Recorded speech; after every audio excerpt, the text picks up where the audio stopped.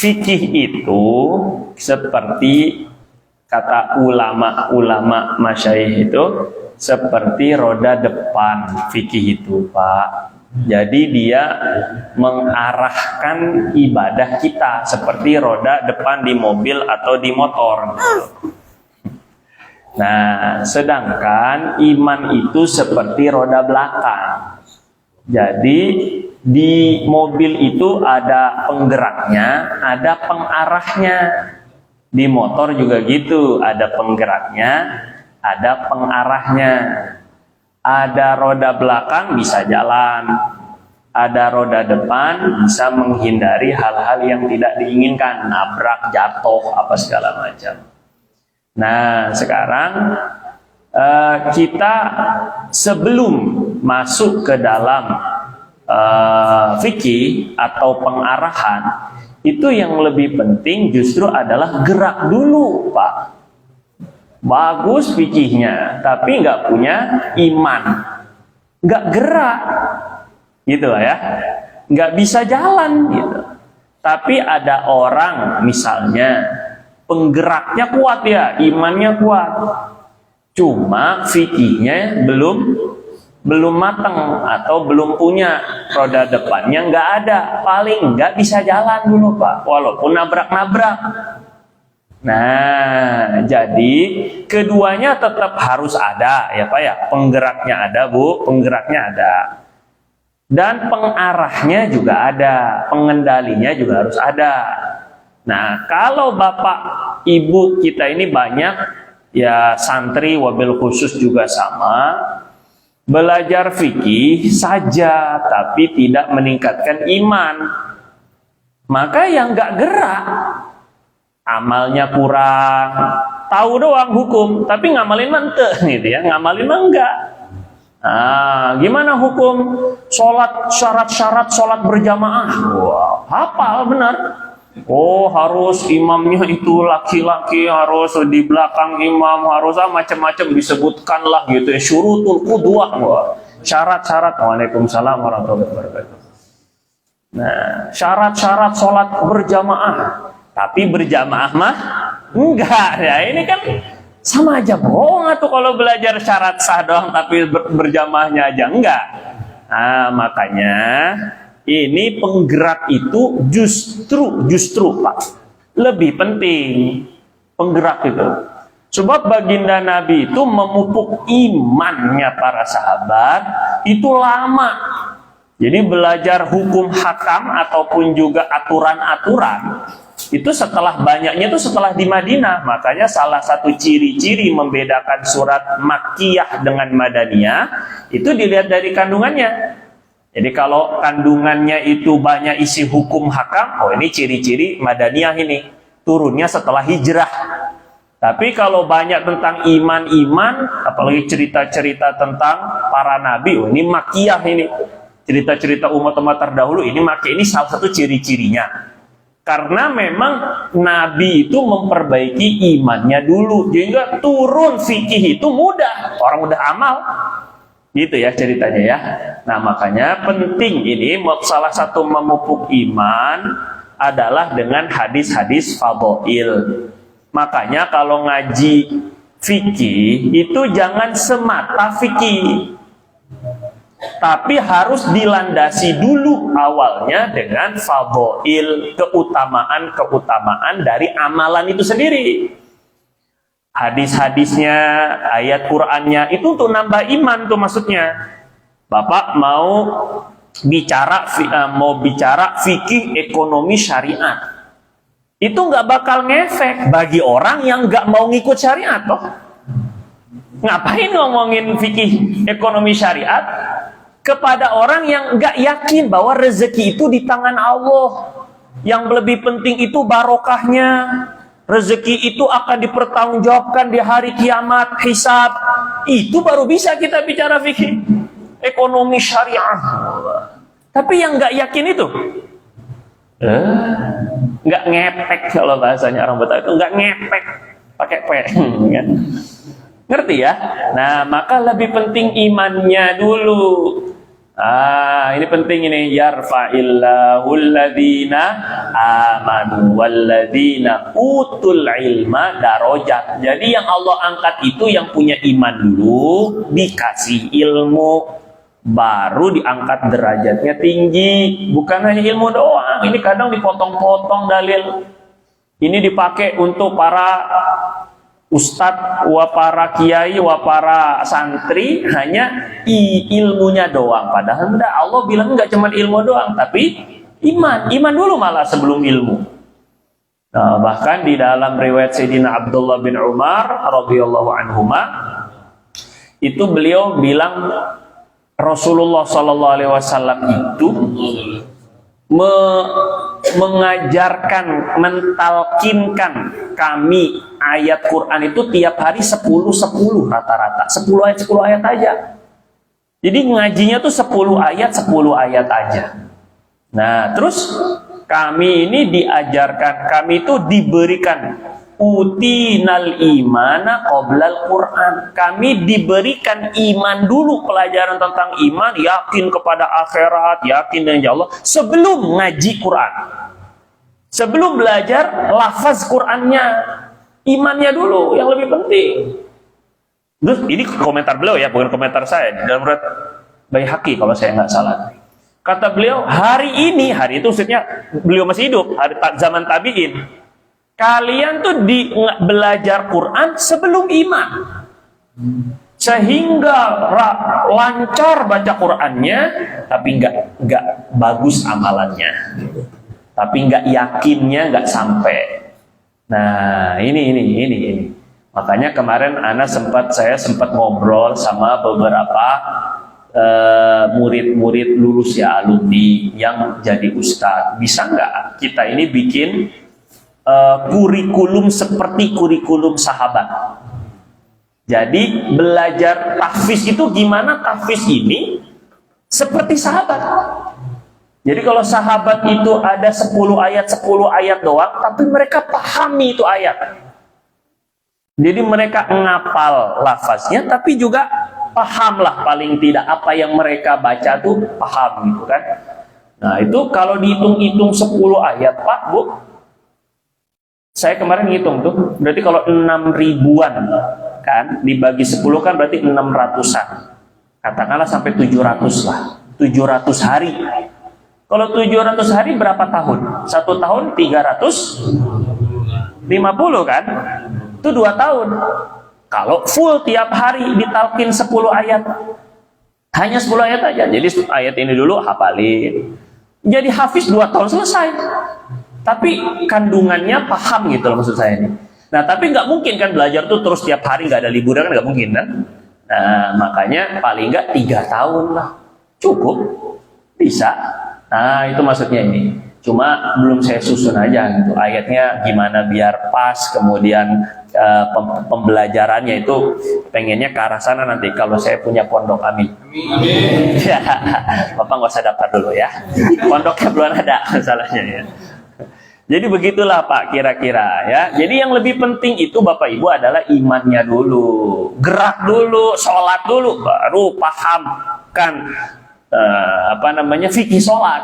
Lo ngapain ngajarin fikih sholat kalau enggak sholat? Nah ini lebih penting gerak ya. Nah sekarang kurban ini sebelum kita masuk ke fikihnya yang di Bapak-Bapak, ini kita harus tahu dulu janji-janji Allah. Wah, bukan janji presiden ini mah, yang belum tentu bisa terlaksana kecuali setelah 5 tahun nanti mau kampanye lagi, baru bisa dilaksanakan biasanya gitu kan.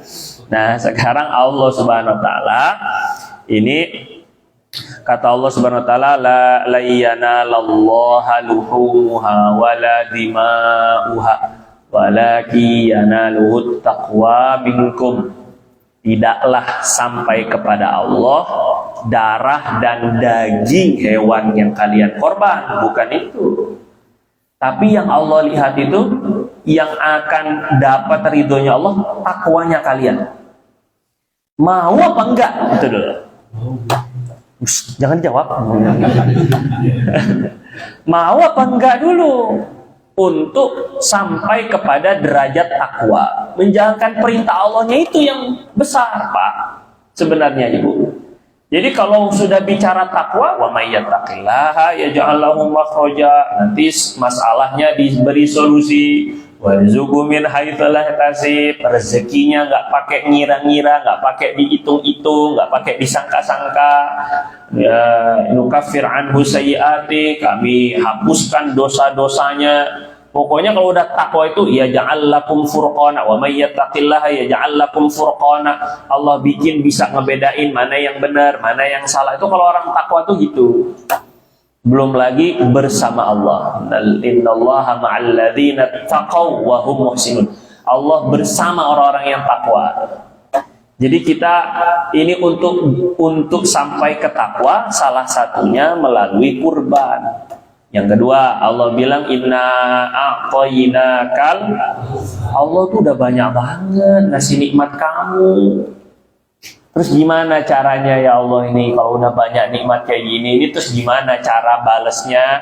Fasholli li rabbik. Salat karena Allah. Yang kedua, wanhar. Kurban. Jadi kurban itu tanda syukur. Kalaulah nggak ada fadilah macam-macam. Kalaupun nggak ada fadilah yang akan dijanjikan oleh Nabi itu, keutamaan-keutamaan, cukup melihat udah kebanyakan nikmat Allah ke kita itu udah terlalu banyak, sampai tumpah-tumpah nikmat Allah ya. Terlalu banyaknya nikmat Allah Subhanahu wa taala. Nah, caranya itu dengan kurban Bapak Ibu sekarang. Gimana kalau Allah Subhanahu wa taala bikin kita ini harus naudzubillah napas itu susah, harus beli oksigen. Harga oksigen berapa Bang Irfan? Berapa oksigen sekarang satu tabung? Tahu antum? 700 ya. Oh, 500-600 itu satu tabungnya Pak. Nah terus kalau setahun, 2 tahun, nah Bapak udah berapa tahun di dunia nih sekarang kan? Masya Allah, ini udah luar biasa ini. Nah makanya sama Allah salah satunya adalah bentuk syukur ke Allah itu kurban coba. Itu baru nikmat napasnya doang. La ilaha illallah. Nah terus Nabi SAW bilang, ma'amila adamiyun min amalin yawman nahar. Tidak ada amalan manusia di hari kurban ahabbu ilallah min ihraqidam, yang lebih Allah cintai, dapat sayangnya Allah, yang lebih Allah cintai daripada menumpahkan darah. Maksudnya hewan kurban, menumpahkan darah hewan kurban. Wa innahu, sesungguhnya, la ta'ti yaumal qiyamah biquruniha wa asy'ariha wa adlafiha. Besok dari kiamat hewan kurban itu datang dengan tanduknya, dengan bulunya, dengan tapalnya, dengan kaki-kakinya, kuku-kukunya lengkap. Wa inna dam la yaqa' minallah bimakanin qabla an yaqa' minal ard. Dan darah tetesan kurban pertama kali itu sudah Allah terima lebih dulu sebelum jatuh ke tanah. Sudah diridhoi oleh Allah Subhanahu wa taala lebih dulu sebelum jatuh ke tanah. Nah, fatibu biha nafsa. Maka hendaklah kalian kalau berkurban itu gembira gitu. Bisa kurban itu gembira tuh, bukan nyohornya bukan, tapi gembira karena diterima Allah. Tibu biha nafsa. Harus senang, ridho kurban itu. Nggak cemberut, nggak hitung-hitungan, boro-boro lagi, macam-macam ini. Fatibu biha nafsa, rawahu Ibnu Majah ya. Nabi SAW bilang, man dhaha thayyibatan nafsuh. Orang yang berkurban dengan senang, hatinya ridho karena Allah, bukan karena apa-apa, muhtasiban. Liudhiyatih, dan cari ridhonya Allah terhadap kurbannya. Yang kedua, kanat lahu hijaban minan nar, jadi penghalang daripada neraka. Jadi yang pertama tadi takwa, yang kedua rasa syukur ke Allah. Udah terlalu banyak ini kita dapat nikmat ya. Malu lah Pak, makan nggak bayar kan malu kan? Ya kalau tahu malu sih, kalau nggak tahu malu mah tetap nggak bayar ya. Nah, ini Allah Subhanahu wa taala udah ngasih nikmat. Ini yang kedua. Yang ketiga, Allah itu cinta. Sebenarnya sih kalau udah Allah itu cinta tuh sebenarnya udah nggak perlu yang lain sih kalau saya mah. Cukup lah. Cukup, Pak. Kalau Bapak dicintai istri, pulang itu senyum kayak apa coba kan? Masya Allah. Abang mau apa, Pak? Jangan bilang mau kawin lagi, Bang Adam. Dosa nanti ntar. Ngamuk lagi nggak jadi ridho nanti ya. Masakinnya enak, rumah beres, anak beres. Kalau istrinya cinta. Nah, coba ini Pak. Itu baru cinta istri. Gimana cinta yang punyanya istri? Allah. Kayak apa itu nanti pulang ke Allah tuh enak kali ini Pak. Pulang ke Allah itu luar biasa ya. A'dadtu li ibadiyas salihin ma la 'ainun ra'at wa la udhunun sami'at wa la khatar 'ala qalbi bashar. Kata Allah, aku udah siapkan untuk hamba-hamba yang aku cintai keindahan, kenikmatan yang gak pernah dilihat oleh mata sekalipun, gak pernah didengar oleh telinga, gak pernah terlintas bahkan dalam hati siapa. Pokoknya nikmat yang dibilang dalam Quran itu cuma bahasanya doang sama, tapi bentuknya Bapak nggak pernah ngebayangin nanti indahnya kayak apa. Nah sekarang ini cukup sebenarnya dengan cinta Allah tuh beres semuanya sebenarnya sih. Kalau Allah udah cinta, dosa sebanyak apapun juga mudah bagi Allah untuk diampuni. Kalau Allah udah cinta. Nah salah satunya melalui kurban nih Pak ya. Nah ini kata Nabi, kalau orang yang kurban itu seneng, ridho. Ini bukan kurban tapi gondok. Nah, gondok dengan harganya, gondok dengan hitung-hitungannya, gondok dengan macam-macam lah. Gondok bukan gondok begini Pak ya. Gondoknya gondok hati ini, kesel gitu, sambil gerutu, sambil macam-macam ini kan. Terus kemudian muhtasiban li udhiyati, nyarinya ridho Allah, bukan nyari dagingnya Pak. Wah, dia kurban tapi banyakkan dia makannya daripada fakir miskin gimana sih ini? Ya nggak boleh sih memang nanti secara hukum fikih sekali lagi. Kalau fikih itu gampang sekali, mudah. Yang penting ada, yang penting kan udah ngasih buat fakir miskin. Iya sih emang. Cuma ya tadi ini kan muhtasiban lillah, yang dicari itu adalah muhtasiban liul hayati, nyari ridhonya Allah, balasan dari Allah tuh jauh. Sawabullah khairul liman aman wa amila salihah. Pokoknya balasan gajinya Allah tuh lebih gede. Kata Nabi, itu hewan kurban karena tahu hijaban minan, penghalang dari api neraka. Jadi semakin banyak kita ini kurban, nanti temboknya itu banyak, panjang, gede. Karena hewan-hewannya banyak. Hewan kurbannya itu yang jadi penghalang dari nerakanya itu banyak kan. Hijaban minan nar, ya Allahu akbar. Kemudian Sayyidah Fatimah radhiyallahu taala anha ini pernah dipesenin sama Nabi, ya Fatimah, qumi fashhadi udhiyataki. Fatimah, kamu bangun, jangan di rumah aja, bangun, pergi tuh ke tempat penyembelihan kurban. Kamu lihat kurban kamu. Sayyidah Fatimah perempuan dan pemalu sekali. Paling nggak mau dilihat laki. Sayyidah Fatimah itu. Nah, beliau datang ke masjid mau ngobrol sama Baginda, Baginda ada tamu-tamu, pulang lagi, nggak mau, nggak ngeliatin, manggil ayah, ini gue ini kan, itu mah keganjenan, nggak ada Pak, nggak mau itu. Akhirnya ditanya Sayyidina Ali itu, Fatimah, sebaik-baik perempuan itu siapa? Oh, allati la taror rijal wa la yarohar rijal, yang tidak melihat laki-laki dan tidak dilihat laki-laki. Itu sebaik-baik perempuan, Pak. Laki-laki bukan termasuk suaminya tentu ya. Suaminya nggak ngelihat berarti malu goib dong ini kan. Mama kemana ini kan ini? Malu halus itu namanya ya, kunti. Nah terus, tapi walaupun demikian, Nabi itu suruh Fatimah tuh lihat, kamu bangun, lihat hewan kurban kamu.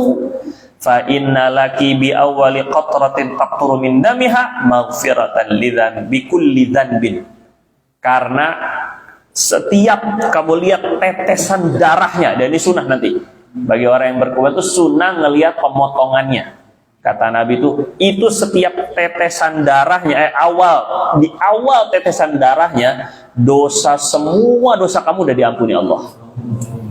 Semua masalah hidup kita, semua problem, semua musibah karena dosa. Dan tidak ada masalah yang paling bermasalah melebihi dosa. Gitu ya. Kalau di alisan udah dipotong tuh. Kalau di alisan di videonya udah dipotong langsung neng ada lagu-lagunya, ada tulisan kayak gitu, ada suara saya kayak gitu ya. Enggak ngepek ya. Fa innaka amma innahu yuja'u bilahmiha wa damiha tudha fi mizanika 70 dhi'fa. Fatimah, nanti hewan kurban kamu itu akan dibawa dengan darahnya, dengan jeroannya, dengan dagingnya, kulitnya, bulunya, semua kepalanya itu ditaruh di timbangan kebaikan kamu waktu di mizan, digedein 70 kali lipat. Berarti kalau sekarang 250 kilo gitu ya, kali 70 lah, ya segitu ya. Allah karim. Terus dengar kayak begini, ada sahabat Nabi namanya Abu Sa'id radhiyallahu anhu al-Khudri. Rasul, ini untuk keluarga engkau aja atau untuk semuanya umat Nabi, umatmu? Kata Nabi, li ali Muhammad khassah, untuk keluarga baginda khusus, walil muslimin ammah, untuk semua kaum muslimin juga sama.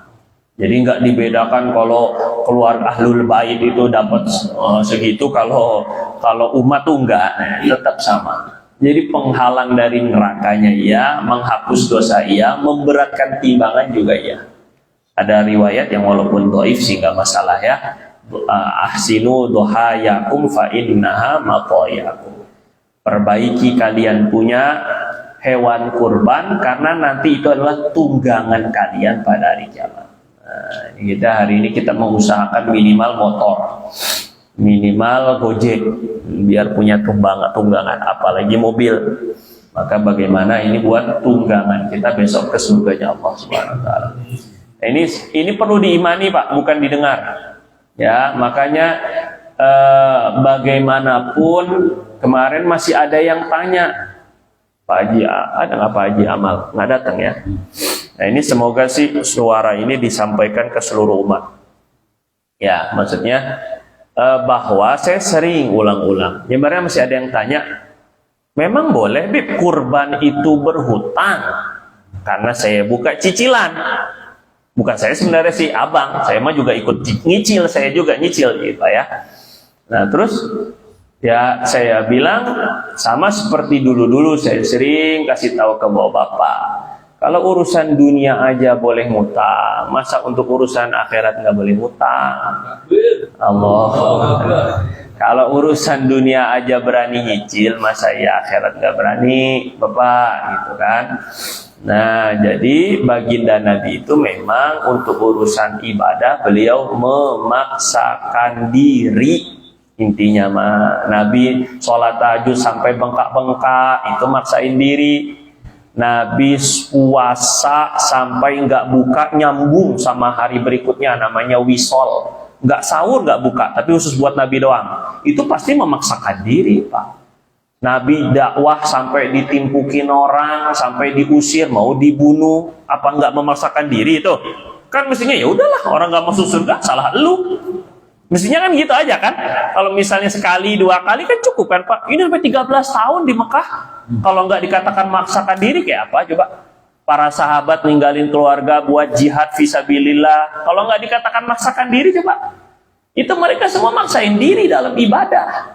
Dalam perintah Allah memang harus maksain diri. Karena ngelawannya nafsu. Nafsu itu memang kudu dilawan. Nah, yang nggak boleh memaksakan diri sampai mudorot. Itu aja intinya, sampai membuat bahaya kepada diri, bahaya kepada keluarga, ataupun juga bahaya kepada sekitar. Nah, ini yang nggak boleh. Itu pun kalau bahayanya lebih kecil, lebih besar daripada manfaatnya atau daripada kebaikannya. Nah, kembali. Jadi pokoknya sekarang ini ada program kita. Bapak-bapak yang belum ikut patungan siapa? Di situ tertulis walaupun hanya 20.000, Saya masih kaget, masih ada yang belum nulis nama. Ini kan aneh, Bapak. Nah, ini kalau memang kita, benar ya, tulisan 20.000 kan, Mas? Nah, cuma 20.000, Pak. Kalau Bapak nggak bisa beli kambing satu full, ya semestinya sih bisa-bisa aja. Kemarin kalau mau nyicil, sekarang udah ditutup. Pokoknya nggak ada lagi yang boleh nyicil ke saya. Dah, pokoknya cari sendiri cicilan, Pak. Ditawarin nggak ada yang mau, kan? Nah, ini kita ini kadang takutnya ya gimana ya, Pak ya? Takutnya kita apa yang kita sudah dapatkan di dunia ini berat hisapnya pada hari kiamat. Khususnya mengenai harta. Nah, kalau dibilang begini, Pak, ente punya mobil bisa, punya motor bisa, kurban kagak bisa, itu berat itu maksudnya. Walaupun memang kurban itu sunnah, cuma memberatkan aja. Kan orang makin lama diinterogasi kan makin berat. Paham nggak, Pak? Walaupun tidak masuk neraka gara-gara nggak kurban, kan bukan wajib ini, makanya sunnah. Cuma memang hisapnya tambah. Itu aja maksudnya. Pertanyaan Allah tuh tambah. Ente beli rumah bisa, renov rumah bisa, kurban kagak bisa. Itu kan tambahan dari kayak apa nanti kita jawab ke Allah, Pak, kira-kira. Nah, makanya mengurangi, meminimalisirlah paling nggak itu dengan cara kurban tadi. Nah, kurban tadi nggak bisa full satu, ini benar-benar nggak bisa. Nanti kita lihat secara fikih berapa, gimana kadar nggak bisa kurban, coba nanti kita lihat ya, kita hitung bareng-bareng biar tahu ya. Nah, kalaupun nggak bisa, maka sekarang sudah ada, saya kasih jalan. Pertama cicil, kemarin sudah nggak ada ya, close itu. Yang belum close adalah, kata Mas Anas, adalah patungan. Patungan ini, Pak, ini kita minimal 20.000. Terserahlah Bapak mau berapa, 50.000. Enggak usah malu kalau emang bisanya cuma 20.000, gitu ya. Kasih duitnya ke Mas Anas atau Pak Adi. Ini ya, nanti dikumpulin, Pak, Bu, dikumpulin, dapatnya berapa kambing, kita domba atau kambing lah pokoknya, sedapatnya, dapatnya 3, dapatnya 30, alhamdulillah 30 gitu kan. Nah, itu nanti yang dapatkan cuma 3, kambing cuma 1 orang, atas nama 1 orang, ini akan kita undi. 3 orang doang, misalnya dapat 3 kambing misalnya, atau 4 kambing, berarti 4 orang yang kita undi.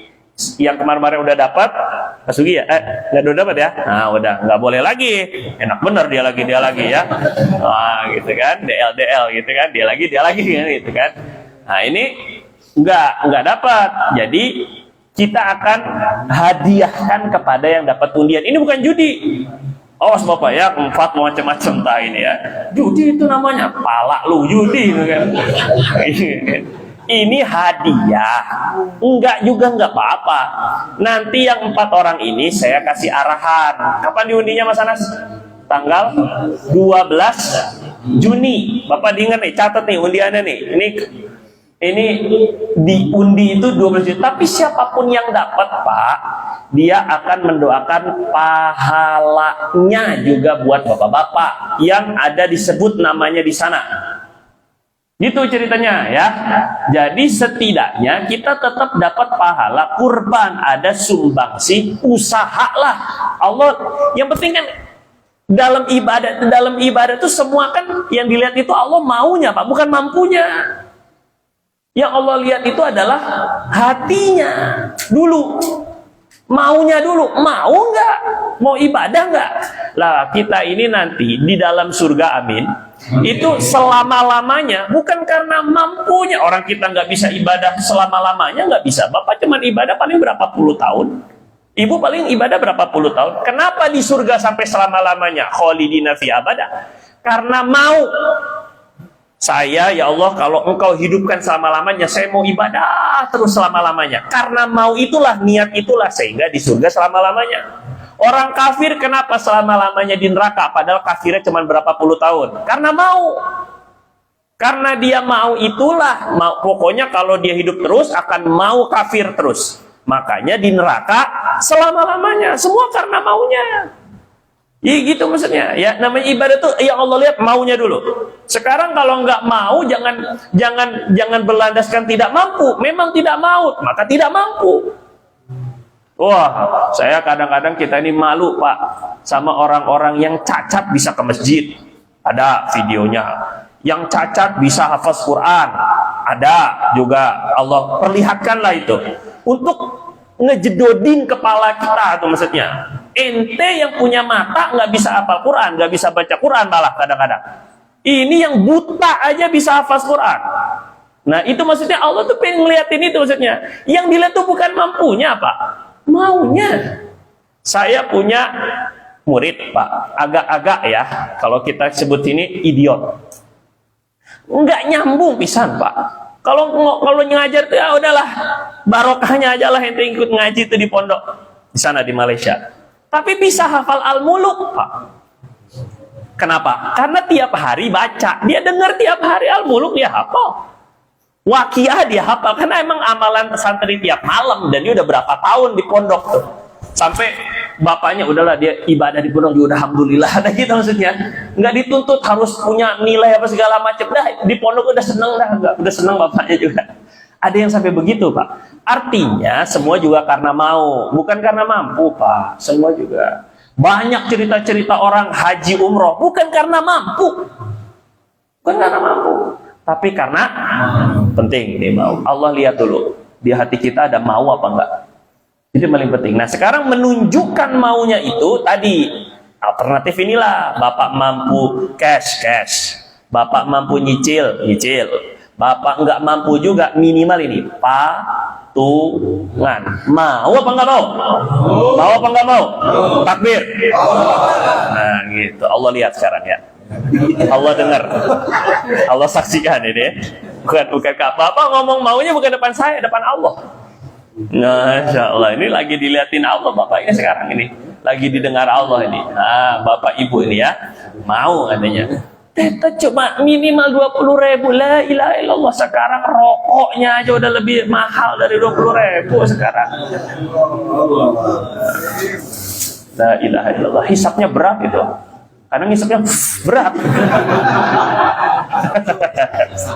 Iya. Kan gitu Pak ya. Sekarang ini saya bicara itu dulu, imannya dulu maksudnya ya. Saya mau kurban, baru kita bicara fikih kurban. Ya, masuk. Bismillah. Ini materi ini awal sama Ustadz Nopal dulu. Ini lagi standarisasi Juleha dulu itu. Juru sembelih halal Ustadz Nopal ini. Nah, juru sembelih halal yang sudah tersebar seluruh Indonesia gitu kan. Nah, dulu saya diminta materinya ini, materi fikih kurban untuk Juleha Bogor Ustadz ya. Berapa tahun yang lalu Ustadz?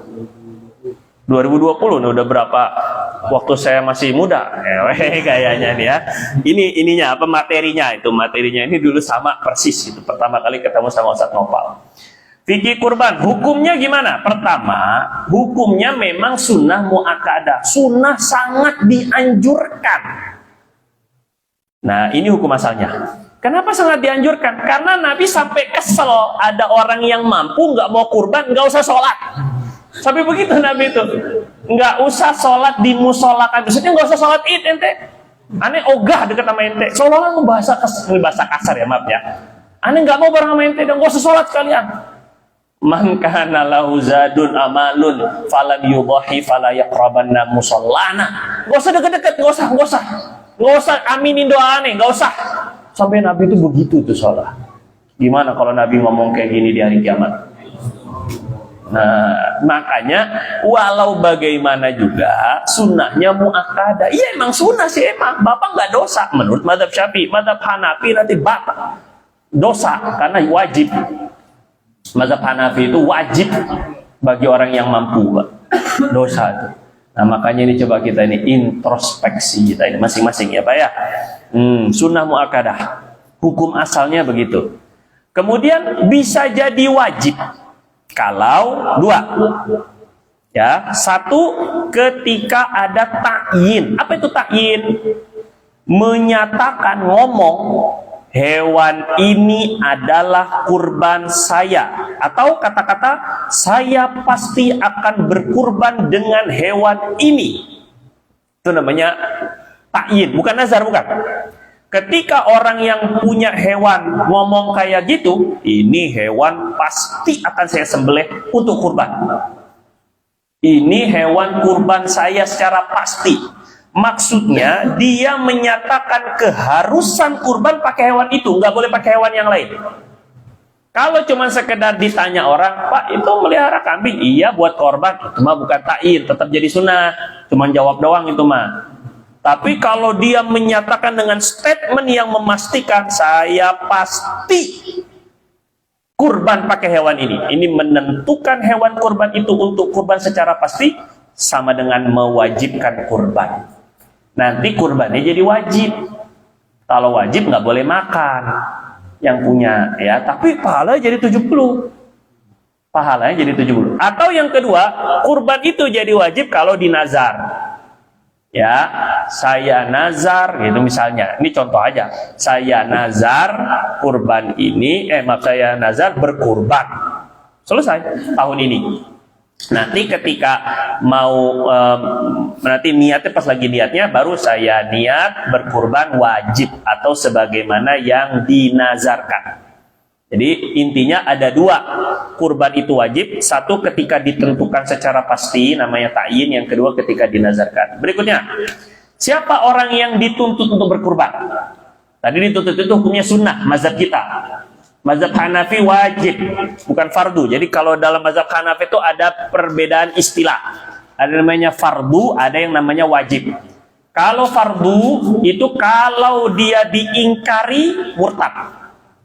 Kalau wajib, kalau dia diingkari tidak murtad. Itu bedanya. Tapi dua-duanya kalau nggak dilaksanakan sama-sama dosa. Ini mazhab Hanafi. Mazhab kita dan mayoritas sama antara fardu dengan wajib. Ya. Siapa yang dituntut? Satu, Islam.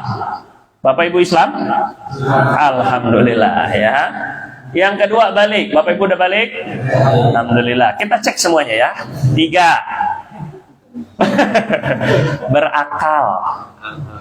Bapak Ibu berakal? Innalillahi wa inna ilaihi raji'un. Kalau sampai bilang enggak, ya ini ya wajar lah gitu kan ya. Nah ini yang keempat ini. Coba cek nanti.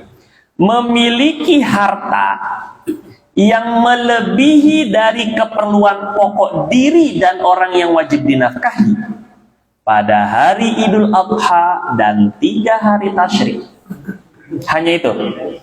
Hari Idul Adha 17 Juni.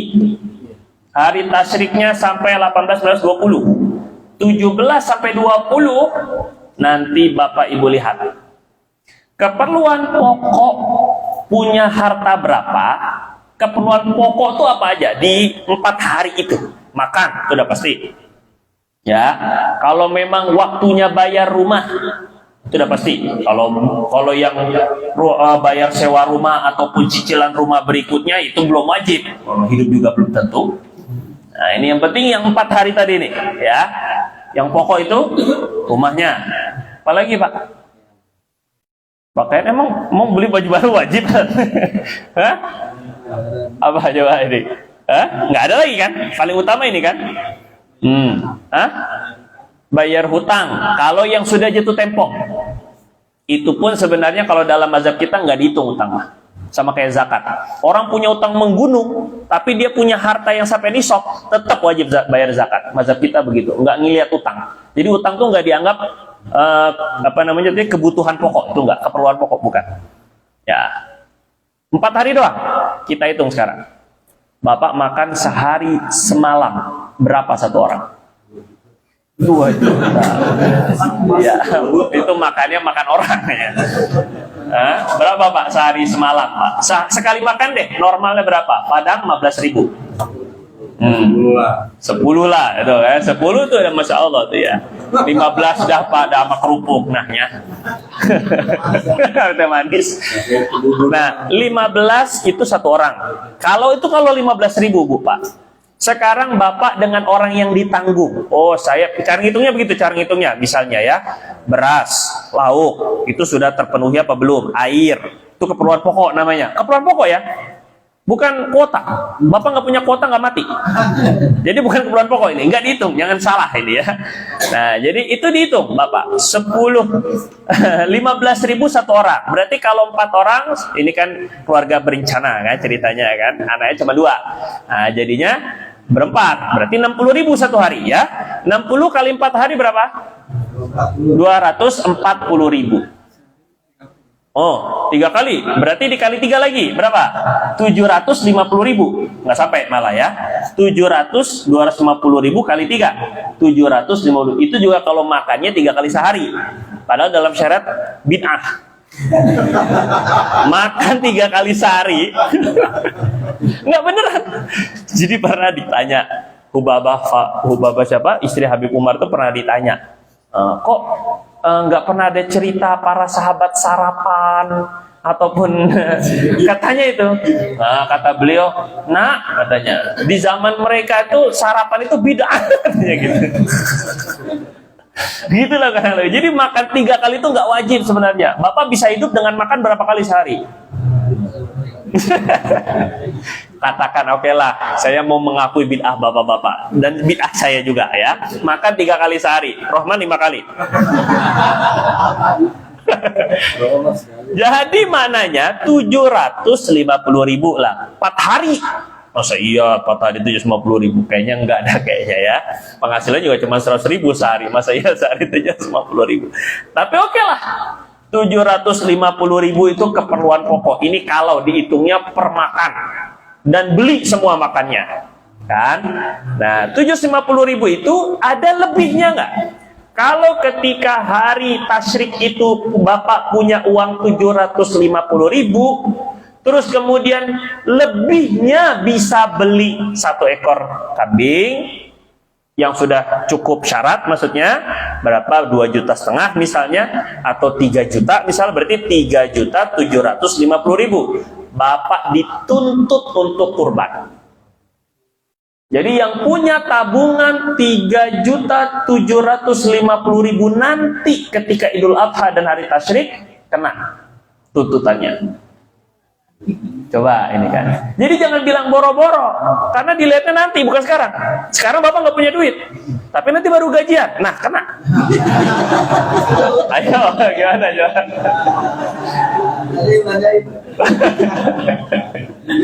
Coba ini kan. Jadi dilihat itu nanti 4 hari ini. 4 hari Bapak punya harta nggak yang mencukupi tadi? Sekedar menutupi kebutuhan pokok plus bisa beli hewan kurban paling harga minimal yang mencukupi syarat ya. Hati-hati yang terlalu rendah juga hati-hati Pak, takut syaratnya nggak tercukupi. Jangan main murah tapi nggak sah jadi nanti kurbannya, hati-hati ya, perlu dipastikan itu kredibilitasnya jelas ya. Jadi itulah yang dituntut Pak, Bapak Ibu. Jadi kalau ikut mazhab Hanafi punya 3.750.000 nggak kurban, dosa. Ikut mazhab Hanafi gitu tuh. Nah, terus hewan yang sah dikurbankan ma'ruf, unta, sapi, kebo. Yang 3 ini untuk 7 orang, 7 nama. Ya, domba, jadi nggak boleh. Ini 1 sapi buat 1 perusahaan, nggak bisa. Tetap harus ada nama 7 pemiliknya. Gitu. Ini onta, sapi, kerbau. Domba, kambing ini untuk 1 orang doang. Jelas ya. Makanya nggak bisa kita ini 3 domba ini akan kita sembelih atas nama majelis mutahabbin filah, nggak bisa. Nah, ini nggak ngerti fikih berarti.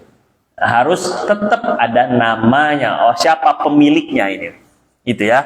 Terus, kalau hanya sekedar perwakilan majelis gitu, itu bukan korban, itu mah sedekah. Sedekah kambing. Tetap dapat pahala, tapi pahala sedekah, bukan pahala kurban. Gitu. Syarat hewan kurban dari segi umur. Onta 5 tahun, sapi 2 tahun, domba 1 tahun ke atas. Boleh juga usia 6 bulan lebih, tapi yang udah copot gigi depannya alias kupang bahasa orang. Giginya udah ganti, bukan gigi susu ini ya. Gigi apa? Gigi susu ya kalau anak kecil ya. Begitulah lebih kurang. Ini 6 bulanan kalau udah kupang.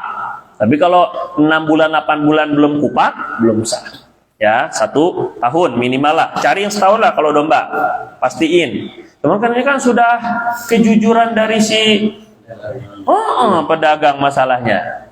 Masalahnya kan kita yang bukan punya ilmu perdombaan kan nggak tahu Bapak kan. Apa Bapak terawat? Apa Bapak nanya dulu ke dombanya? Kan nggak mungkin.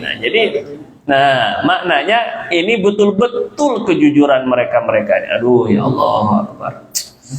Hati-hati Pak ya. Kambing usia 2 tahun kalau kambing mah.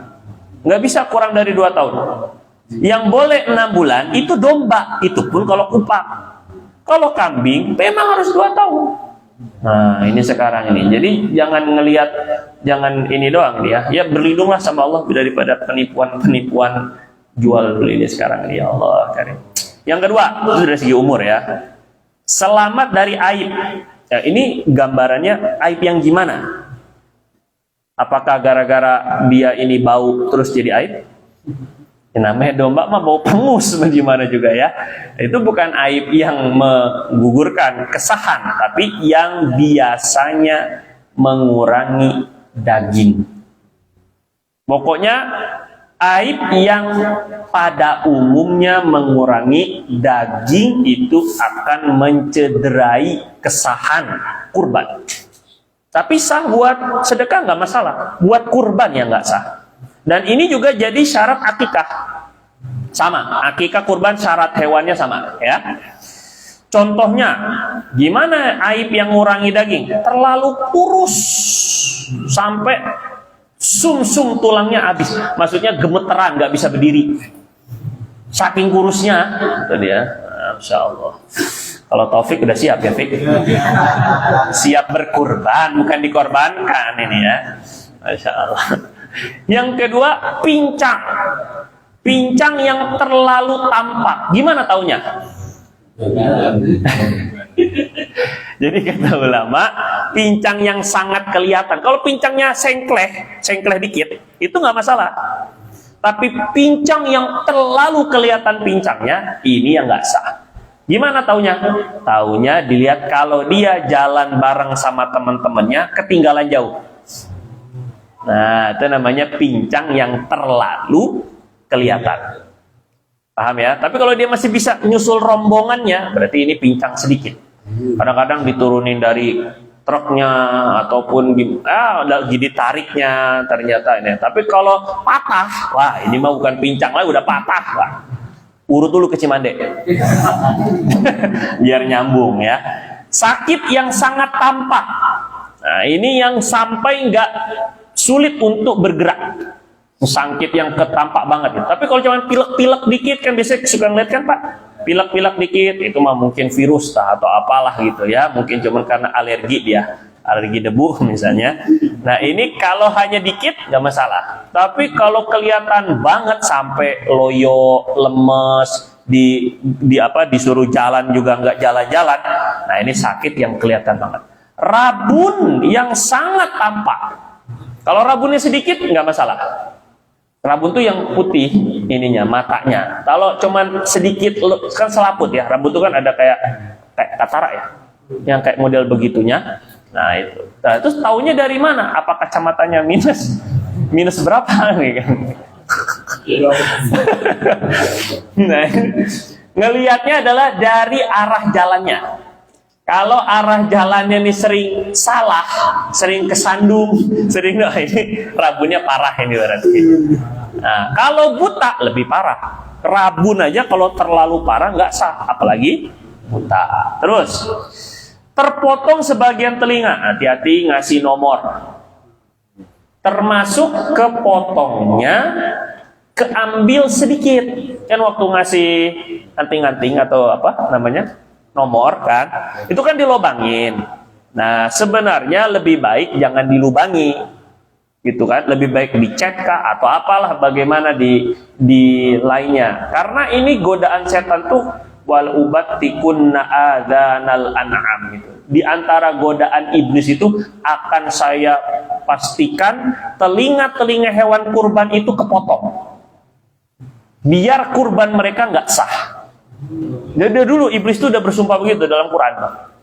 Fala yubattikunna adzanal an'am. Terus Nah, terpotong telinga ini paling masalah. Makanya kalau ngelubangin lubang doang, nggak ada dagingnya yang secuil sedikit pun daripada telinga, sah. Nggak ada daging sama sekali yang tercuil. Tapi kalau ada sedikit aja daging yang tercuil, nggak sah. Makanya hati-hati ngelobanginnya itu ya. Kalau bisa jangan dilobangin. Kalau bisa, ya jangan dibolongin ya. Iya, itu maksudnya. Terus berikutnya, Bapak komplain aja nih kayak Bani Israel. Terus kemudian jangan tersinggung Pak Saril, nggak ngaji lagi itu ya. Terus berikutnya, terpotong bagian besar dari paha. Kalau cuma luka nggak masalah, lecet nggak masalah. Tapi sampai geroak, bagian pahanya kepotong, nah ini bermasalah. Nah, itu mungkin karena digigit sama temennya, berantem apa cemburu karena pacarnya diambil orang misalnya, kadang-kadang gitu kan. Nah, akhirnya jadi gitu. Gila, aneh sih sampai sekarang nggak tahu nih, gila kayak mana nih menyatakan gilanya kambing. Mungkin ya liar, nggak bisa diatur atau, tapi ya namanya semua hewan kok begitu ya, nggak mau disembelih semua juga. Penyakit gatel, walaupun sedikit. Kalau gatel ini diobatin dulu biar sembuh, baru bisa dikorbanin. Dan aib-aib semisalnya, ya, termasuk terpotong ekor. Kalau terpotong, kalau dari sononya nggak punya ekor nggak masalah. Tapi kalau ekor yang terpotong itu terambil daging maksudnya. Nah pokoknya aib-aib yang berkaitan dengan daging, karena daging itu tujuannya, ini yang bermasalah ya. Kalau jantan betinanya sah, jantan lebih afdal. Ini ikut ulama. Niatnya sekarang prakteknya itu tadi syarat. Sekarang prakteknya gimana? Harus pakai niat Bapak Ibu. Nanti yang dapat niatnya nawaitu dalam hatinya, tapi sunnah disebut dalam lisan. Nawaitul udhiyah sunnatan lillahi ta'ala. Saya niat kurban sunnah karena Allah. Kalau mewakili orang lain, kurbani orang lain, nawaitul udhiyah sunnatan an titik-titik itu diganti namanya. Atau pakai bahasa Indonesia boleh. Saya niat korban sunnah untuk almarhum Bapak Fulan, almarhumah Bapak Fulan, lillahi ta'ala. Lillahi ta'ala sunnah, enggak juga enggak masalah ya. Tapi minimal dalam hati, itu minimal niat kurban itu. Nah, kapan waktunya? Enggak mesti waktu potong, enggak mesti. Bapak baca nih, ini fikihnya. Waktu niat itu jika dilakukan sendiri, maka ketika menyembelih atau ketika memisahkan harta untuk kurban. Waktu transfer. Kalau Bapak transfer. Ya, kalau Bapak yang punya kambingnya, waktu dia ditarik dari gerombolannya. Misalnya Bapak punya kambing banyak, satu mau kurban kan? Nah, waktu Bapak pisahin ini dia buat kurban, Bapak niat di situ. Jadi nggak mesti pas. Yang paling nggak usah dipersulit. Gitu ya. Nah, jadi kalau sudah meniatkan, sebenarnya secara fikih ya, si pemotong ataupun penyembelih, juru sembelihnya itu nggak mesti niat, nggak wajib. Karena sudah, yang penting waktu diserahkan, ini udah pada meniatkan, waktu transfer, waktu nyerahin duit kah, itu udah niat dulu, niat di situ Bang. Nanti, jadi yang transfer cicilan gitu, itu ketika awal itu bayar itu niatin. Atau nanti ketika hewannya udah ada, nah waktu memisahkan, waktu udah tahu hewannya yang mana, nih saya niatin dalam hati nawaitul udhiyah sunnatan lillahi. Enggak mesti waktu tepat banget, udah kayak takbiratul ihram. Ini bukan sholat, ya. Jadi waktu misahin hartanya sudah nih, ya gitu ya ceritanya. Terus mana tadi? Jika penyembelihannya diwakilkan ke orang lain, maka boleh niat ketika nyerahin hewan itu. Berarti kan ketika ke DKM, kalau memang ke masjid, menyerahkan hewan kepada wakil atau ketika wakil nyembelih, antara dua. Nah, cuma jaga-jaganya takut si penyembelih, takutnya si orang ini nggak lupa niat nih. Makanya tukang penyembelih dia niat lagi, itu untuk jaga-jaganya. Asalnya kalau udah diniatin nggak wajib diniatin lagi gitu Pak, tinggal sembelih-sembelih aja gitu jadinya. Jadi misalnya ada tukang sembelih misalnya Pak, misalnya. Terus kelupaan, oh astagfirullahaladzim, tadi saya lupa niat. Kan dia udah nyerahin, udah niat duluan gitu. Tanya aja pemiliknya, udah niat belum Pak waktu ngeluar itu? Saya niat kurban. Minimal begitu. Saya niat kurban. Minimal begitu. Ketika dia transfer, ketika dia nyerahin duit, ketika dia nyerahin kambing, itu udah niat begitu, cukup. Jadi nggak perlu, waduh jadi nanti gimana, jadi macam-macam. Nggak jadi ribut, nggak usah. Ya, kalau punya ilmu tuh nggak gampang ribut. Yang gampang ribut tuh nggak punya ilmu, gitu aja. Waktu penyembelihannya kapan? Boleh disembelih sejak terbit matahari ditambah waktu yang memungkinkan sholat 2 rakaat dan 2 khutbah. Ini mazhab kita. Kapan boleh pertama kali paling cepat kurban? Kapan paling cepat? Paling cepatnya itu terbit matahari jam 6. Terus memungkinkan sholat dan 2 khutbah berapa menit? Seberapa menit? Khutbah dan sholat berapa menit? Khutbah id dan sholat id berapa menit? Setengah jam. Itu kalau sama isi ceramahnya. Kalau khotibnya kelamaan juga. Nah, rukun-rukunnya doa itu cuma 2 menit khutbah itu. Alhamdulillah. Allahumma shalli ala Muhammad. Ittaqullah. Inna a'tainakal kautsar fasholli li rabbika wanhar. Duduk. Itulah khutbah. Sebenarnya gitu doang, ya Pak ya. Nah, jadi orang bisa paling cepat nyembelih. Ini karena mungkin pas hari Jumat nanti kita mau cepet-cepet ini sholat Jumat, biasanya macam-macam lah. Atau mungkin tukang jagalnya, tukang sembelihnya mau buru-buru di 50 tempat. Masya Allah. Ya, diambil semua orderan. Masya Allah, langsung haji mendadak. Ini bisa jadi fatwa nih Ustaz. Itu jam 6 lewat 10 menit udah bisa. Orang-orang masih belum sholat dia udah nyembelih. Ikut mazhab Syafi'i begitu Pak. Jadi nggak wajib harus nunggu selesai sholat, bukan. Matahari terbit, jam 6 matahari terbit kan, lihat di jam kan. Tambah waktu yang mencukupi sholat dan khutbah. Bukan harus sholat. Waktu yang kira-kira bisa buat sholat 2 rakaat dan khutbah 2, cukup. Tambahlah 15 menit, jadi 6.15 sembelihan langsung. Pak jangan sembelih dulu. Udah, menurut mazhab Imam Syafi'i saya ada kerjaan lagi, masuk 49 lagi tempat. Misalnya nih kan, kalau memang mau juga gitu maksudnya. Tambah lagi, si penyembelih udah tahu dia fikihnya. Sholat Idul Adha boleh dilakukan sendiri-sendiri. Jadi dia sholat duluan. 2 rakaat selesai. Khutbahnya sesama mereka aja. Berdua, bertiga, berempat sama timnya doang. Alhamdulillah, Allahumma shalli ala Muhammad. Ittaqullah. Inna a'tainakal kautsar. Duduk. Bangun lagi, alhamdulillah, Allahumma shalli ala Ittaqullah. Allahumma ighfir lil mu'minin. Dah, ya sembelih. Bener-bener ngejar target sudah. Boleh sah ini ya. Nah, jadi nggak perlu terlalu ribut. Kalau punya ilmu mah gampang lah semua juga kalau misalnya ada ilmunya ya. Siap diamalkan Ustaz. Masya Allah. Ini gitu caranya. Jadi kalau mepet-mepet ya bisa diangkat. Itu paling cepatnya. Jadi mazhab Syafi'i nggak mesti nunggu selesai sholat ini. Tapi afdolnya kita nunggu selesai khutbah. Nenggal kata Nabi itu takutnya dianggap ini sebagai lahmun qaddamahu li ahli. Kalau siapa yang menyembelih sebelum sholat, maka dia itu adalah daging yang dia persembahkan buat keluarganya doang. Itu mah bukan korban, kata Nabi juga. Nah, jadi waktunya itu setelah sholat. Ini afdolnya nunggu selesai sholat dulu ya. Tapi kalau mau kayak tadi boleh.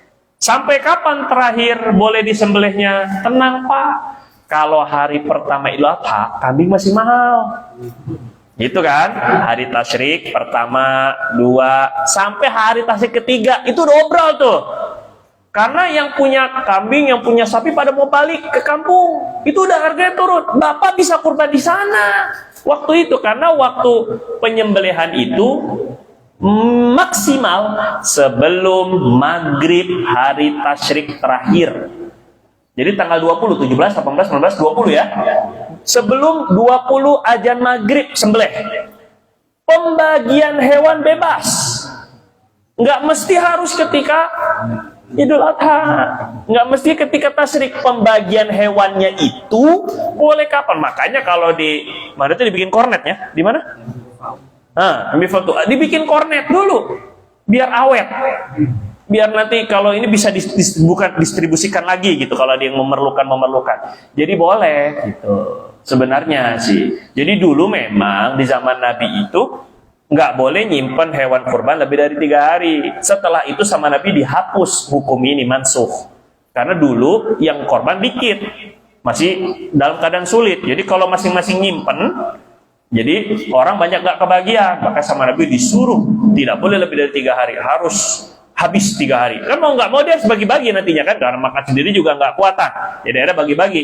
Nah, tapi setelah itu sama Nabi fadakhiru, silakan kalian simpen hewan kurban itu boleh. Jadi nggak mesti harus habis di hari itu juga. Itu Pak ya, yang penting jangan sampai busuk. Terus afdolnya kapan? Ya jelas, afdolnya setelah sholat Id. Sunnah-sunnah kurban. Maksudnya sunnah-sunnah bagi orang yang berkurban. Itu maksudnya. Bukan sunnah-sunnah kurban ini, sunnah-sunnah bagi orang berkurban. Tidak motong kuku. Nah, nanti yang ikut patungan atau cicilan, usahakan kita dari 1 Zulhijjah kita tidak motong kuku. Berarti tanggal 7. Tanggal 8. Karena 17 ya? 17. Berarti tanggal 8. Mulai tanggal 8 atau masuk 1 Zulhijjah lah. Itu kita tidak potong kuku dan bulu-buluan. Ini yang agak berat memang. Jadi sebelum tanggal 8 itu, Bapak cukur dulu. Bapak potong dulu kukunya.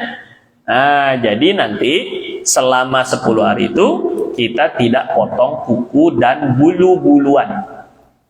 Anak paling nggak betah sebenarnya kumis tuh sebenarnya. Hampir tiap hari cukur kumis. Karena nggak betah maksudnya ngelihatnya juga.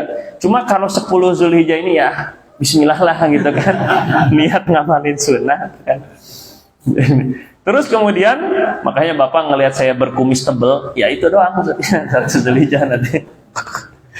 Pemilik hewan memotong sendiri kurbannya. Allahu Akbar, ini saya belum bisa. Perlu talaki dulu sama Ustaz Nopal dulu ini kan. Karena orang yang ngeriak saya Pak ya. Kemarin ada yang nanya gini. Saya Ustadz, ngomong ke aneh, Ustadz gitu kan. Saya Ustadz tidak setuju dengan Ustadz masalah siwak katanya. Ini nih, soal siwak ini katanya. Kemarin di Sentul ada yang ngomong kayak gitu katanya. Saya geli melihatnya.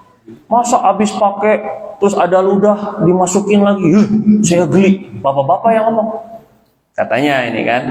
Jadi gimana menurut Ustadz? Saya nggak setuju kayak gitu. Saya bilang nggak apa-apa karena sunnah. Toh juga nggak diwajibkan untuk siwak, cuma jangan sampai berpandangan bahwa itu tidak sunnah atau sampai menghinakan sunnah, itu aja yang nggak boleh.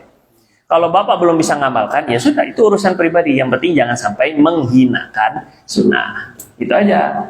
Ya Imam Syafi'i juga nggak bisa nyebut bulu ketek. Jadi kata beliau, saya sudah mengamalkan sunnah-sunnah kecuali nyabut bulu ketiak. Jadi Imam Syafi'i itu bulu ketiaknya dicukur, bukan dicabut. Sunnahnya dicabut kalau dalam hadis itu. Tapi sakit. Makanya Imam Syafi'i sendiri ngakui, saya belum bisa untuk kurban. Jadi memang namanya juga sunnah Pak. Jadi kadang-kadang ada yang saya bilang, akhirnya saya ngomong, saya juga belum bisa Pak makan kambing. Karena kambing bau kalau menurut saya. Jadi bukan menghindari bahwa itu tidak sunnah, bukan. Tapi saya belum bisa ngamalin kecuali di kemecos namanya. Jadi kambingnya nggak bau sama sekali. Jadinya akhirnya saya bisa makan. Itu ajalah ala kulli hal. Jadi maksudnya Pak, ini baiknya kalau pemilik itu motong sendiri kurbannya. Kalau nggak mampu minimal menyaksikan seperti Sayyidah Fatimah tadi ya. Kemudian menyembelinya di tempat sholat Id. Nah makanya kemarin ada rame-rame masalah nggak boleh nyembelih di halaman masjid. Itu kan halaman masjid sama kayak parkiran, bukan tempat sholat. Ya kan nggak masalah. Apalagi memang programnya masjid, itu nggak masalah. Apalagi dibersihin setelah itu, apalagi itu yang nggak boleh nyembelih di masjid itu di tempat sholatnya, di dalam maksudnya. Ya iya tuh mah. Karena ini kadang-kadang nggak menyesuaikan konteks dengan teks gitu. Iya memang dalam kitab fikih itu nggak boleh menyembelih di masjid. Iya, tapi masjid yang mananya? Tempat sujudnya. Tapi kalau maksudnya di pelataran ya sama aja kayak bapak ngobrol di luar masjid atau orang haid junub duduk di parkiran, nggak masalah namanya juga. Sama kayak di WC, itu kan masjid juga WC. Berarti nggak boleh buang air di masjid berarti karena WC masjid ngarang. Terus syarat sah penyembelihan, kok jadi lama ya? Pertama penyembelihnya muslim. Nah ini juga syarat sah dalam penyembelihan seluruhnya. Bukan hanya penyembelihan kurban, tapi hewan-hewan yang kita makan, yang wajib disembelih. Itu syaratnya harus begini, ya. Ikut mazhab Syafi'i, muslim. Berarti orang yang bukan muslim, daging sembelihannya nggak halal. Nah, ini kalau bapak tahu lah. Kalau tahu ya nggak boleh dimakan. Ya kalau tahu nggak boleh dimakan. Kalau nggak tahu ya. Dan secara zohir ada tulisan cep MUI gede banget atau yang wayang itu halal wayang. Nah itu ya udah bismillah, jangan diharamkan gitu maksudnya ya. Yang penting penyembelihnya harus muslim, satu. Yang kedua, tidak menyembelih untuk selain Allah. Misalnya nyembelih untuk setan, jin, tumbal. Nah itu nggak halal dimakan. Hati-hati ya, nyembelih buat sesajen itu nggak halal dimakan karena syaratnya nggak terpenuhi. Berikutnya Hewannya harus masih memiliki nyawa yang stabil, hayah mustaqirah. Gimana nyawa yang stabil tuh? Sekiranya kalau dibiarin masih bisa hidup terus. Kalau dia udah ngap-ngapan, sakaratul maut, misalnya, dibiarin nggih mati, bapak sembelih pun nggak ngefek, tetap jadi bangkai. Nah permasalahannya kalau syarat penyembelihan ini tidak terpenuhi, hewan dihukumi bangkai, najis, haram dimakan. Itu permasalahannya ya. Jadi yang masih ada kestabilan nyawa. Makanya nanti nggak boleh lepas pisaunya lepas dalam keadaan dia udah ngap-ngapan, itu berarti udah sekarat, dibiarin juga mati. Terus bapak sambung lagi, penyambungan yang kedua itu nggak ngefek kan, udah jadi bangkai duluan. Karena ketika bapak sembelih itu dalam keadaan udah nggak punya nyawa yang stabil gitu. Makanya hati-hati sekali dalam penyembelihan itu. Nantilah daurah sama Ustaz Nopal nanti. Terputus saluran pernapasan namanya hulkum, dan saluran makanannya harus dua minimal ya Pak ya. Saluran pernapasan dan saluran makanannya, kerongkongan tenggorokan. Ini minimal dua itu. Ya, yang sunnah-sunnahnya di samping-samping wadah jen itu sunnah hukumnya. Cepat sekali tebas, jadi nggak dua kali maksudnya, sekali sembelihan ya. Jika terlalu lambat hingga disembelih dalam keadaan hewan udah tinggal gerak-gerak sekarat, nah bergeraknya udah sangat lemah, ini namanya nggak punya nyawa stabil tadi, maka hewannya jadi bangkai. Makanya ini kalau nggak punya ilmunya, aduh, penyembelih ini tanggung jawab, itu duit orang lagi. Nah makanya ini penting, ini wajar kalau juru sembelih itu kita bayar mahal, wajar. Karena kalau salah-salah dia ganti, jadi wajar itu. Kalau di ini berapa Ustaz? Gitu ya. Jadi nggak usah mahal amat, karena resikonya apa, sesuai resikonya, apalagi sapi gitu ya. Ya pisaunya aja udah mahal. Bener gitu ya. Jadi modalnya udah mahal kan. Nah, jadi harus ngerti Pak ya. Alat sembelihnya, jadi ada penyembelihnya, ada hewannya, ada caranya, ada alatnya. Nah, alat sembelihnya dapat melukai dengan ketajaman, bukan dengan berat atau keras. Ini kalau pakai palu martil, meledak, mati sih, nggak bisa. Atau seperti, nah ini kalau dicontohkan dalam kitab-kitab mazhab Syafi'i Pak, senapan ataupun tembakan itu kalau ikut fatwa mazhab Syafi'i bangkai. Ini kalau bapak tembak dar gitu kan, kenanya itu adalah menggunakan cepatnya, bukan dengan tajam. Kan peluru itu kan nggak tajam. Kalau bapak gini-giniin kan nggak berdarah peluru itu kan, berarti kan bukan tajam peluru itu. Nah, kenapa dia bisa memotong atau bisa melukai, bisa mematikan? Karena cepatnya, karena tekanannya. Berarti bukan karena tajamnya, makanya difatwakan bangkai kalau kita berburu pakai senapan. Nah, kecuali menembaknya hanya melukai kaki, Kalau melukai kaki kan nggak bakal mati juga, ya kan? Nah, baru disembelih, gitu caranya, ya. Terus kecuali bapak berburunya pakai tombak, pakai panah, itu memang tajam. Jadi kalau mati pun halal berburu itu, gitu ya. Terus bukan terbuat dari tulang, gigi, kuku, nggak sah sembelihannya. Nah, ini 3 ini nggak boleh. Tulang, gigi, kuku. Kukunya ditajemin kayak Wolverine, ini kayak X-Men gitu kan, langsung syak gini. Ya, gitu ya. Aneh kan sufi, suka film gitu ya. Terus kemudian sunnah ketika menyembelih. Nah, ini beda nih. Kalau tadi sunnah ketika untuk berkorbannya ya. Nah, tapi di sini kewajibannya kok nggak ada baca bismillah? Iya, baca bismillah hukumnya sunnah, Bapak-bapak. Jadi kalau misalnya di restoran-restoran ayamnya dibaca bismillah dulu nggak nih? Itu nggak wajib. Sunnahnya baca bismillah. Yang penting yang nyembelih muslim. Itu dalam mazhab Syafi'i itu, gitu ya. Afdolnya pakai bismillah. Terus memotong 2 urat leher samping kanan kiri namanya wadajen, itu sunnah juga terpotong. Sunnah. Yang wajib hanya tadi saluran napas, saluran makan. Yang kedua, menyembelih sapi atau kambing dengan dibaringkan di sisi kiri hewan, seluruh kaki diikat kecuali 1 kaki kanan. Wah, ini Anda nggak ngerti teknik yang tepatnya nih kayak apa nih kan, biar dia nggak ini. Kenapa kaki kanan tuh dilepas biar kelojotannya tuh enak, 1 doang. Nah, begitulah. Ini sunnah-sunnahnya. Dibaringkannya ke kiri ya, bukan ke kanan, ke kirinya hewan. Kemudian menajamkan pisau atau golok, jangan yang murah goloknya. Ngoh pisau dapur itu mah tengarang nih kan. Kagak selesai itu. Dan tidak mengasah depan hewan. Ini kan muka jahat lagi. Kasihan hewannya, Pak. Kasihan ini kan, peri kekambingan dan peri kesapian lah itu ya. Jadi kita harus kasihan mereka. Ini betul-betul syariat itu luar biasa. Ini kasih sayang kepada hewan itu tidak mengasah di depan mereka. Tidak menyembelih hewan di depan hewan lain. Waduh, ini apalagi itu pacar saya disembelih. Kasihan ini, Pak ya. Kalau bisa, kalau udah terlalu banyak ya gimana lagi kalau nggak bisa, ini kan usahakan begitu. Menarik hewan sembelihan dengan lemah lembut, sunnahnya, afdolnya. Jadi nggak dibetok. Nah, ini kan. Memberi air minum sebelum disembelih, tidak langsung memutus kepala. Nah, ini kalau mutus kepala hukumnya haram. Langsung ya. Kalau mutus kepalanya lewat atas, hukumnya haram.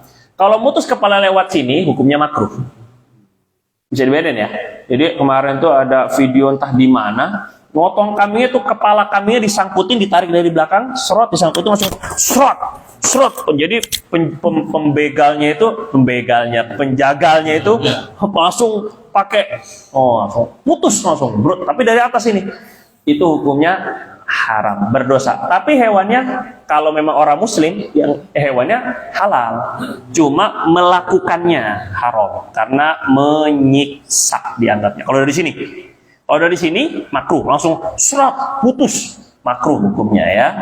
Mematahkan leher, memotong anggota tubuh, menggerak-gerakkan, memindahkan, itu semua makruh hingga hilang ruhnya. Jadi setelah disembelih biarin lepas. Kalau nggak ganggu orang.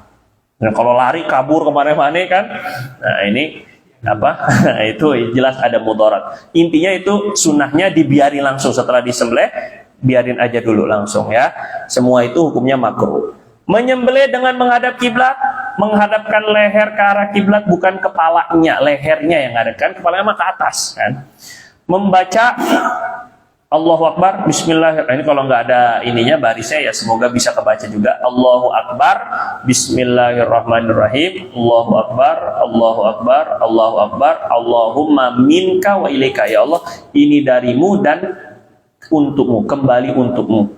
Allahumma sholli ala salawat sunnahnya. Allahumma sholli ala sayyidina Muhammad wa alihi wasallam. Pembagiannya gimana? Nah, ini yang Bapak tunggu-tunggu kan? Nah, kita ini maunya dapat aja nih kan. Pembagiannya kalau kurban wajib, seluruhnya wajib diberikan ke fakir miskin. Pemilik nggak boleh makan. Kalau dia makan, wajib ganti harganya. Terus dia sedekahin. Ya, itu kurban wajib. Tadi kurban wajib kalau di nazar ya atau di ta'in. Nah, kalau kurban sunnah, ini kebanyakan kurban yang ada sekarang, gimana sih kalau dibagikannya? Paling afdol, pemilik adalah makan sedikit untuk ngambil barokah. Sunnah. Sunnah makan hewan kurban. Seperti Nabi makan ati. Selebihnya diberikan untuk fakir miskin. Ini paling afdol. Jadi sedikit buat kita dan keluarga yang nyembelih, yang punya kurban. Lebihnya bagiin fakir dan miskin. Ya, itu paling afdol. Tapi ada tingkatan yang kedua. Boleh. Ini tengah-tengah nih. Dibilang paling afdol enggak, minimal juga enggak. Dibagi sepertiga. Ini kebanyakan kita ini. Ini hanya tengah-tengah aja. Sepertiga pemilik, sepertiga fakir miskin, sepertiga orang umum. Orang yang miskin kayak nggak miskin, buat tetamu kayak buat orang yang datang, ini umum. Secara umum ya. Mau dia kaya juga boleh dapat hadiah lah. Jadi sepertiganya pemilik, sepertiga sedekah, sepertiga hadiah. Kalau hadiah itu umum. Nah ini boleh aja, bukan wajib, bukan. Nah wajibnya gimana? Ini minimal pemilik mengambil semuanya. Wah ini benar-benar koret nih. Gak usah diurusin ini mah sama DKM. Sebahagian yang layak dikasih ke fakir miskin, walaupun satu kantong. Oh, jadi semuanya buat aneh lah itu. Aneh buat nyetok 2 bulan, lumayan kan? Kan sayang nih kan, keluar mahal, 3 juta, wah ini gitu lah lebih kurang. Ini dapat nggak pahala kurban? Dapat. Sudah sah, kurbannya sah, minimal sah. Tapi ya siap-siap dimusuhin warga. Terus kemudian. Nah, terus dijual boleh nggak? Nggak boleh Bapak Ibu, nggak boleh dijual. Kalau dijual wajib ganti, pakai harganya nanti disedekahin. Atau kalau dijual semuanya ya wajib ganti hewan lagi yang baru. Nah, terus penerima yang fakir. Kalau dijual sama penerima boleh nggak? Kalau ini dijual sama pemiliknya ya jelas nggak boleh atau kan? Jadi sudah dipotong, dibagi, terus sama dia dijual, nggak boleh, gitu ya. Kalau sama penerima boleh nggak dibagi 2? Kalau penerima yang fakir miskin boleh dia jual lagi. Tapi kalau penerima yang mampu tadi sebagai hadiah tadi, yang kaya, yang mampu bukan fakir miskin, maka nggak boleh dijual lagi juga. Kalau mau, kalau dia nggak doyan, sedekahin lagi, bukan dijual. Jadi ini ya, tiba-tiba jadi tukang sate dadakan kan, ya. Nggak boleh dijual ya intinya. Nabi bilang man ba'a udhiyatahu fala udhiyatalah, dan menurut Imam Hakim, siapa yang jual hewan sembelihannya, hewan kurbannya, maka nggak ada pahala kurban. Wah, begitu kata Nabi ya. Yang terakhir, gimana kalau dijadikan upah penyembelih juga nggak boleh. Gimana upahnya? Jadi Bapak ambil aja tuh ini udah buat Bapak, tapi nggak ada upah. Upahnya ya itulah hewan kurban. Ini yang nggak boleh. Tapi kalau si penyembelih atau penjagalnya, juru sembelihnya dikasih upah juga, sudah pakai duit, terus dikasih hadiah, itu boleh, gitu ya. Saya minta kepalanya, silakan. Yang penting ada upah lain selain hewan kurban. Tapi kalau semata hewan kurban yang jadi landasan upah, tidak boleh. Wallahu ta'ala a'lam bishawab. Insyaallah niat kurban semua insyaallah. Subhanakallahumma bihamdika asyhadu an la ilaha illa anta astaghfiruka wa atubu ilaik. Lanjutannya Mas Anas, kapan ada ini pembahasan tentang teknik itu kapan Ustaz? Hah? Jumat ya? Mana Mas Anas? Ada nggak? Oh, hikmat atau ini? Sudah biar diumumkan. Jadi ini baru fikihnya Pak. Kan nanti ada teknik nyembelihnya, teknik robohinnya, apa segala macam. Nah kita pengen praktek dari salah satu uang kurbannya Bapak tadi itu, patungannya tadi itu, gitu akan kita buat sekaligus untuk praktek. Itu maksudnya, gitu kan. Makanya bapak-bapak yang belum bayar patungannya segerakan. Nah, gitu ya. Yang belum daftar namanya, daftar namanya. Semoga dapat nanti insyaallah ya, dapat pahalanya. Tanggal 9 Mei. 29 Mei Bapak ya. Jadi hari apa tuh? Fik? 29 Mei itu hari Rabu depan. Apa itu? Tentang apa? Tentang daurah. fikih sembelih ke basic asap pisau. Asap pisaunya. Nah, jadi Rabu depan lanjutan dari kurban ini, Pak. Langsung ke asap pisau dan itunya lah pokoknya lah seperangkat-perangkatnya gitu ya, Bapak ya. Jadi terlepas daripada Bapak mau nyembelih sendiri apa enggak, tapi ini ilmu perangkat untuk melaksanakan perintah Allah. Makanya tetap penting. Ya, siapa tahu juga Bapak nanti mau menyembelih sendiri, maka harus ini sekalian ya. Yang mau pesan pisaunya, goloknya ini bisa menghubungi di bawah ini. Setopal maksudnya nih. Subhanakallahumma bihamdika asyhadu an la ilaha illa anta nastaghfiruka wa natubu ilaik. Lebih kurang saya mohon maaf. Assalamualaikum warahmatullahi wabarakatuh.